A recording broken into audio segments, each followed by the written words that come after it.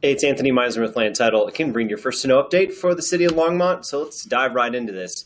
The interesting part we've been looking at through the end of the year, so we can really get a full year's view. And average sales price and median sales price have really started to slip towards the end of the year here, and we're down about 7.3%, down to 666.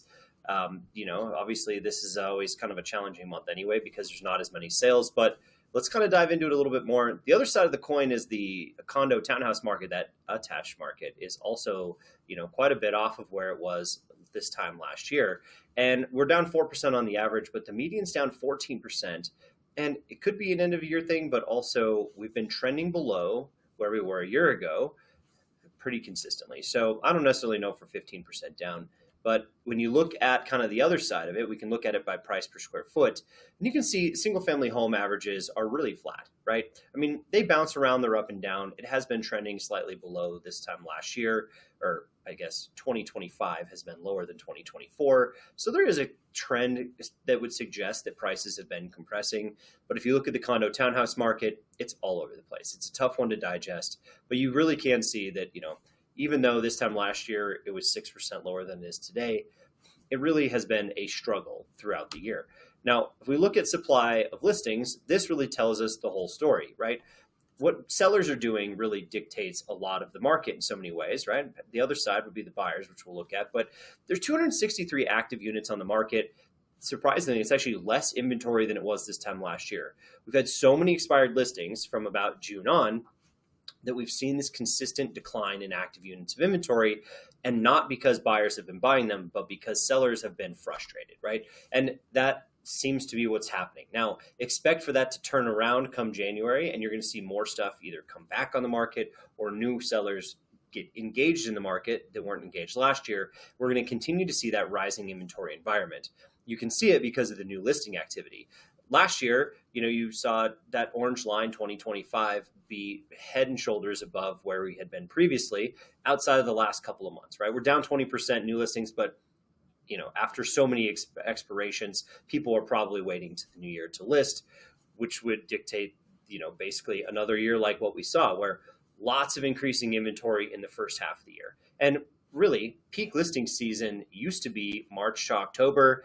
These days, it really seems like even February is starting to be into that sort of vein where lots of listing activity, lots of sellers coming to market. Now, what is the best time to sell, right? I mean, look at what the buyers are doing too. Sellers are listing at a much, much bigger or faster rate than what the buyers are coming to market. We sold 81 homes, or 81 homes went under contract, which is 4% more than this time last year. But look how slow November and December were, right? Pretty stereotypical around the holidays. The under contract numbers in January in many years are lower than what we see, but also look at 24. We had a really good January under contract month. And with the weather and with everybody sort of being excited about the little bit lower interest rates, you could absolutely see that happening again. The month supply of inventory, though, is down to 2.2. We started the year way higher than that, so expect January to have ample listings coming to market, more seller activity, but that buyer activity is really, really straight out of the gate. I mean, look at last year, February through basically all the way through October, we're very busy, right? And February through August had been well above where we had seen the previous year. So expect more of what we've seen because a little bit lower interest rates is going to excite a few more buyers than we had previously. Market activity, this is like, what does it feel like to be a buyer or seller? 59 days in the MLS, one of the only cities in Boulder County to actually have a faster paced market than it did this time last year. So that's a good sign for Longmont, right? 60 days really isn't terrible to go under contract. We're talking 2 months, but you can see in the close to list price that we're at 81.1%, which is less than where we were a year ago by over a half a point. It's just harder to be a seller than it has been in the past because of all that added inventory, right? So buyers are getting better deals. Expect concessions because that's not even involved in that number. And if there were price drops of any kind, they're also not considered into that factor. So number's a little misleading, but it does tell us one thing. It tells us the trend of what, the relationship between buyers and sellers are. And it's definitely more buyer favored. So if you have any other questions, you have any other market information you need, please reach out to me. I'm Anthony at Land Title. Don't forget to like and subscribe to the YouTube channel. We'll see you next time.